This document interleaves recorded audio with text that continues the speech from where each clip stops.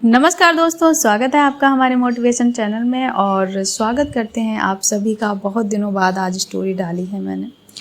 आज का टॉपिक रहेगा सहनशीलता और धैर्य, कि इंसान के अंदर सहनशीलता और धैर्य ना होने के कारण किन किन घटनाओं से वाकिफ़ होना पड़ता है।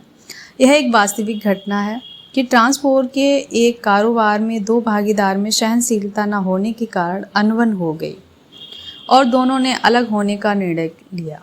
बात यहाँ तक समाप्त नहीं हुई, बल्कि दोनों में कहा सुनी बढ़ी और धमकियां भी दी जाने लगीं। एक पक्ष ने न्यायालय में मुकदमा भी दायर कर दिया कि मेरे जीवन को दूसरे पक्ष से खतरा है।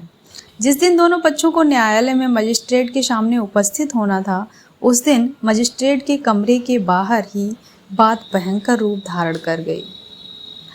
समाचार पत्रों में जो समाचार इस विषय में छपा था, उसमें यह बताया गया था कि एक ने दूसरे को दाढ़ी से पकड़ा था और दूसरे ने पिस्तौल निकालकर प्रथम को गोली मार दी थी।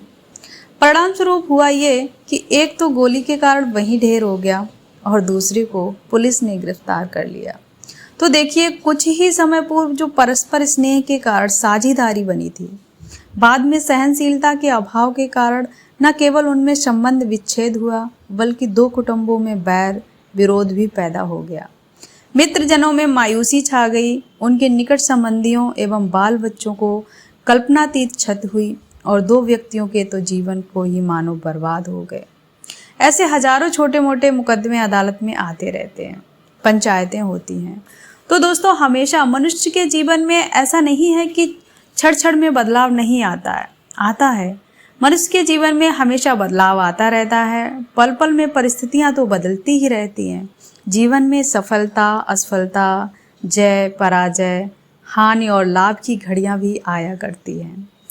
कई बार ऐसा भी होता है कि कोई दूसरा व्यक्ति वार्तालाप के दौरान उससे कुछ अशिष्ट, आपत्तिजनक अथवा अपमान सूचक शब्दों का प्रयोग भी करता है। इन क्षणों में यदि वह सहनशील नहीं बना रहता तो दोनों में वाद विवाद हो जाता है, युद्ध हो जाता है, तनाव हो जाता है तथा मनमुटाव का सदा के लिए संबंध विच्छेद भी हो जाता है।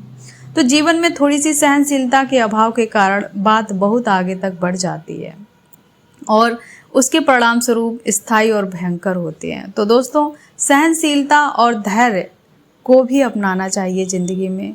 ज़िंदगी में हर वक्त किसी से बदला लेना या किसी को नीचा दिखाने की कोशिश ना करें।